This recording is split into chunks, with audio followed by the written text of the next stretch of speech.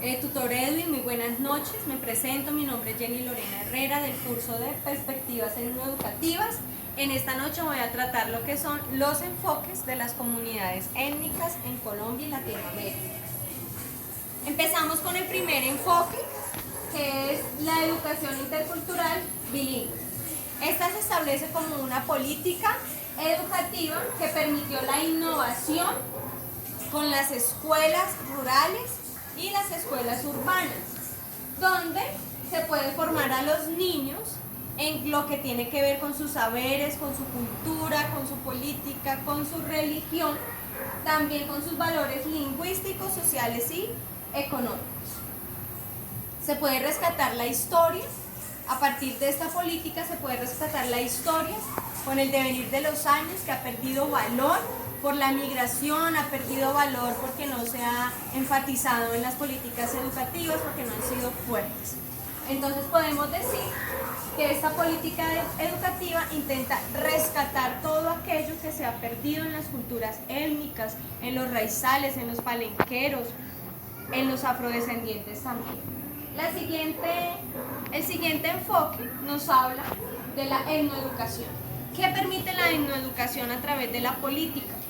De la política educativa, vinculación de los mayores y de los adultos, de los sabedores, de los que tienen el conocimiento, a la construcción de los PEI, de los currículos, de los referentes conceptuales, de los proyectos transversales también, para articular el proyecto de vida que ellos tienen en su cultura, articularlo con el proceso formativo educativo que tiene el Ministerio de Educación Nacional.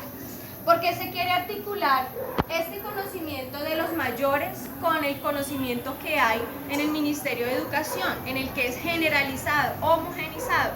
¿Por qué se quiere? Porque hoy en día las comunidades indígenas se están migrando hacia la ciudad, entonces necesitamos que esos niños indígenas se formen desde el preescolar con las bases no solamente de lo urbano o lo rural, sino con las bases que ellos deberían de estarse formando como indígenas, como palenqueros, como afrodescendientes. Eso simplemente no se debe de orientar en las escuelas como si se estuviera formando los niños para que se acepten, para que se incluyan. No, la idea es que los niños se formen en su lengua, que los niños se formen en su cultura, en su historia, que haya de verdad una inclusión. Bueno, el siguiente enfoque que vamos a presentar en este momento se llama interculturalidad para todos. Hilando o en el mismo orden de ideas en el que venía hablando de la inclusión, interculturalidad para todos, la educación intercultural bilingüe propicia oportunidades para que esto se pueda llegar a dar, así como es una política educativa, como quiere vincular a los mayores, propicia oportunidad para que los niños desarrollen habilidades y competencias interculturales, transversalidad del eje del sistema educativo. La idea es que este sistema educativo intercultural sea el eje articulador del Ministerio de Educación. ¿Por qué? Porque es la historia no solamente de las culturas, es la historia de todos, entonces por eso debe ser el eje articulador de todos los conocimientos, de los referentes conceptuales, de las experiencias significativas, de la enseñanza y del aprendizaje. Debe de ser estandarizado totalmente este conocimiento. Listo. El siguiente enfoque es interculturalidad en las ciudades. Aquí, en el mismo orden de ideas, hilamos la migración de las comunidades a las ciudades, cada vez una realidad. Cuando nosotros salimos al centro, cuando vamos a ciertos lugares, encontramos a los indígenas sentados en el piso, haciendo coreografías, vendiendo sus artesanías que son muy bonitas, pero esa no debe ser la realidad de nuestros indígenas, porque ellos son patrimonio cultural que nosotros deberíamos de cuidar. Entonces, ¿dónde están las políticas educativas? ¿Dónde están esos procesos que aquí, según lo que podemos ver, son procesos débiles que no están dándole el estatus socioeconómico, sociocultural que estas culturas se merecen? Entonces, están migrando, pero ¿dónde está la inclusión? ¿Dónde está la articulación de los procesos con la migración? No se están dando, existen, pero no están en la práctica. Entonces seguimos. Proyectos focalizados. No tenemos proyectos focalizados porque simplemente no se están aplicando. ¿Hay proyectos? Sí los hay. Pero ¿dónde está el desarrollo? ¿Dónde se ve la aplicación de esos proyectos? Inclusión de saberes indígenas.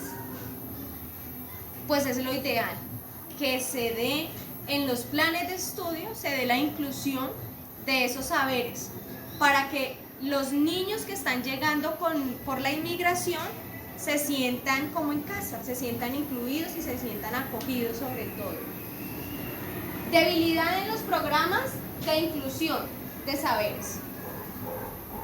Está la debilidad en todo el país, porque las culturas no se están viendo integradas o incluidas en estos procesos que el Ministerio de Educación está generando de una forma estandarizada, como las pruebas IFES, como las pruebas saber.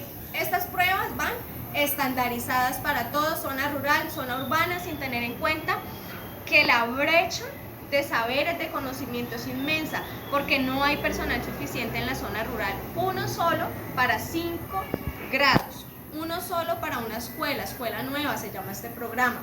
Entonces simplemente no hay personal capacitado, los procesos están débiles, la inclusión no se está dando en nuestro país. Entonces, pues, ¿cuál es mi punto de vista? Que como etnoeducadores debemos de formular una política educativa o un proyecto etnoeducativo donde todos los indígenas puedan tener todos estos enfoques en nuestro país, que sea un proyecto focalizado para cada comunidad, no solamente para las comunidades que sobresalen o que están renombradas o que son las dominantes en un pueblo, no, la idea es acoger todos aquellos pueblos indígenas, comunidades que están allá en la selva, que están en la montaña, sobreviviendo, porque no se puede decir que es viviendo, sino sobreviviendo. Muchas gracias. Muchas gracias, profe, por su atención y que pase una feliz Navidad.